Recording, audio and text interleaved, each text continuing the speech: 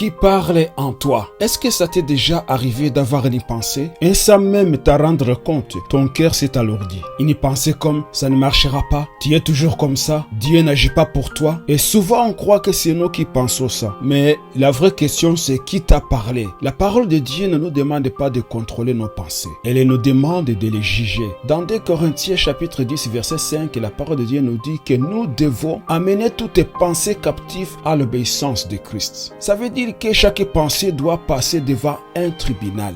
Et les juges, ce n'est pas ton ressenti. Les juges, c'est la parole de Dieu. Si une pensée te pousse à la peur, au découragement, à la condamnation ou au renoncement, elle ne vient pas de Dieu. Dieu parle toujours pour élever, restaurer et donner la vie. Même quand il corrige, il ne détruit jamais. La parole de Dieu dit, je ne t'abandonnerai jamais. Mais la pensée arrive, tu es seul. À ce moment-là, tu as des choix. Soit tu ressens cette pensée, soit tu la contredis. La foi, ce n'est pas nier ce que tu ressens. La foi, c'est choisir ce que tu crois. La parole de Dieu nous montre que le diable n'a aucun pouvoir réel sur le croyant. Zéro. Aucune autorité légale. Son seul moyen d'action, c'est la tromperie. Il ne peut pas t'obliger à faire quoi que ce soit. Il ne peut pas entrer dans ta vie sans ton accord. Il ne peut pas créer, ni bénir, ni détruire par lui-même. Tout ce qu'il peut faire, c'est suggérer une pensée et espérer que tu la prennes pour vrai. Mais écoutez bien ceci,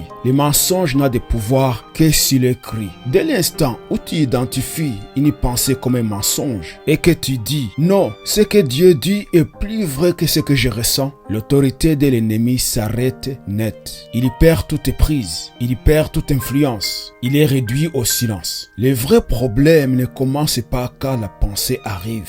Le vrai problème commence quand il la répète. Quand tu dis « je n'y arriverai jamais, je suis toujours comme ça, Dieu ne fait rien pour moi », à ce moment-là, tu ne fais pas qu'écouter le mensonge. Tu lui donnes une voix et ta bouche devient l'instrument de ce qu'il a suggéré. Mais quand ta bouche parle la parole de Dieu, la tromperie n'a plus d'endroit où rester. Mon cher ami, à partir d'aujourd'hui, fais ceci. Arrête-toi avant de parler. Prends quelques instants et pose-toi la question, qui a dit ça? Et après, tu réponds avec la parole. Et si ces pensées ne s'alignent pas avec la parole de Dieu, tu sais déjà qui a parlé. Alors, c'est à toi de faire le choix d'accepter ou de refuser. Et tu déclares avec la foi ferme, je ne crois pas toutes mes pensées. Je soumets mes pensées à la parole de Dieu. Je choisis la vérité. Ma bouche parle la foi. La bataille commence dans la pensée, mais la victoire sort de la bouche. Et quand tu parles ce que Dieu dit, tu donnes à la foi le dernier mot. Écris simplement dans les commentaires, je choisis la vérité.